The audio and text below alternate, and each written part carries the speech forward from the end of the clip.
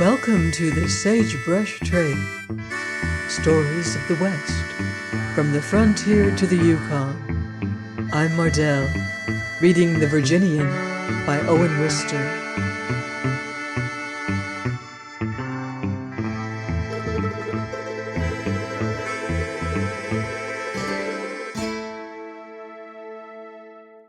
The Virginian, Chapter 5.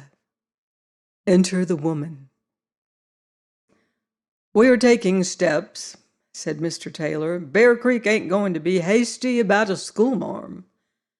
"Sure," assented the Virginian. "The children wouldn't want you to hurry." But Mr. Taylor was, as I have indicated, a serious family man. The problem of educating his children could appear to him in no light except a sober one. "Bear Creek," he said, "don't want the experience they had over at Calif. We must not hire an ignoramus." "Sure," assented the Virginian again. "Nor we don't want no gataway flirt," said Mr. Taylor. "She must keep her eyes on the blackboard," said the Virginian gently. "Well, we can wait till we get a guaranteed article," said Mr. Taylor, "and that's what we're going to do. It can't be this year, and it needn't to be. None of the kids is very old, and the schoolhouse has got to be built." He now drew a letter from his pocket and looked at me. "Are you acquainted with Miss Mary Stark Wood of Bennington, Vermont?" he inquired. I was not acquainted with her at this time. "Well, she's the one we're thinking of. She's a correspondent with Mrs. Balam." Taylor handed me the letter. "She's wrote that to Mrs. Balam, and Mrs. Balam said the best thing was to let me see it and judge for myself. I'm taking it back to Mrs. Balam. Maybe you can give me your opinion on how it sizes up with letters they write back east." The communication was mainly of a business kind, but also personal and freely written. I do not think that its writer expected it to be exhibited as a document. The writer wished very much that she could see the West, but she could not gratify this desire merely for pleasure, or she would long ago have accepted the kind invitation to visit Mrs. Balam's ranch. Teaching school was something she would like to do if she were fitted for it.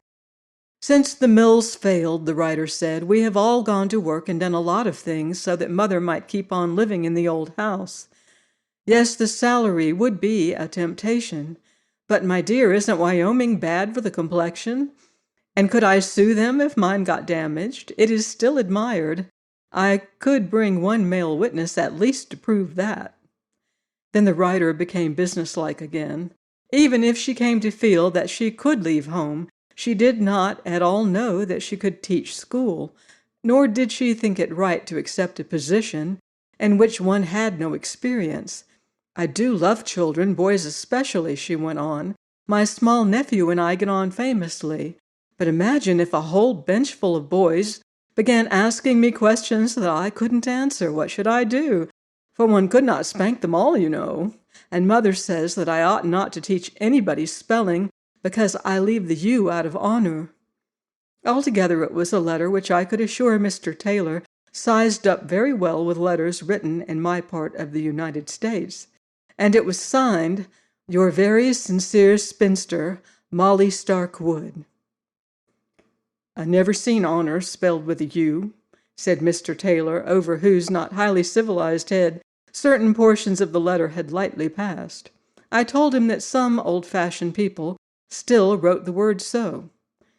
"Either way would satisfy Bear Creek," said Mr. Taylor, "if she's otherwise up to requirements." The Virginian was now looking over the letter musingly, and with awakened attention.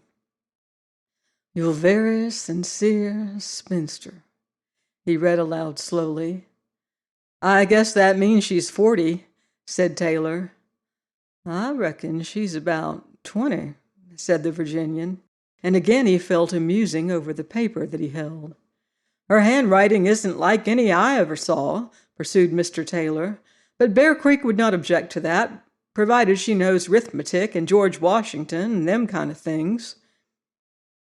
"I expect she's not an awful sincere spinster," surmised the Virginian, still looking at the letter, still holding it as if it were some token. Has any botanist set down what the seed of love is? Has it anywhere been set down, and how many ways the seed may be sown? In what various vessels of gossamer it can float across wide spaces, or upon what different soils it can fall and live unknown, and bide its time for blooming? The Virginian handed back to Taylor the sheet of notepaper where a girl had talked as the woman he had known did not talk. If his eyes had ever seen such maidens, there had been no meeting of eyes, and if such maidens had ever spoken to him, the speech was from an established distance, but here was a free language altogether new to him. It proved, however, not alien to his understanding, as it was alien to Mr. Taylor's. We drove onward a mile, perhaps, and then 2. He had lately been full of words, but now he barely answered me, so that a silence fell upon both of us. It must have been all of 10 miles that we had driven when he spoke of his own accord. "Your real spinster don't speak of her lot that easy," he remarked. And presently he quoted a phrase about the complexion. "Could I sue them if mine got damaged?" And he smiled over this to himself, shaking his head. "What would she be doing on Bear Creek?" he next said, and finally, "I reckon that witness will detain her in Vermont, and her mother'll keep living at the old house." Thus did the cowpuncher deliver himself, not knowing at all that the seed had floated across wide spaces and was biding its time in his heart. On the morrow we reached Sunk Creek. Judge Henry's welcome and his wife's would have obliterated any hardships that I had endured, and I had endured none at all. For a while I saw little of the Virginian. He lapsed into his native way of addressing me occasionally as Sir, a habit entirely repudiated by this land of equality. I was sorry. Our common peril during the runaway Buck and Mungans had brought us to a familiarity that I hoped was destined to last. But I think that it would not have gone farther, save for a certain personage. I must call her a personage, and as I am indebted to her for gaining me a friend whose prejudice against me might never have been otherwise overcome, I shall tell you her little story, and how her misadventures and her fate came to bring the Virginian and me to an appreciation of one another. Without her, it is likely I also should not have heard so much of the story of the schoolmarm, and how that lady at last came to Bear Creek. Please join me next week on the Sagebrush Trail for more Western adventure in the Virginian by Owen Wister.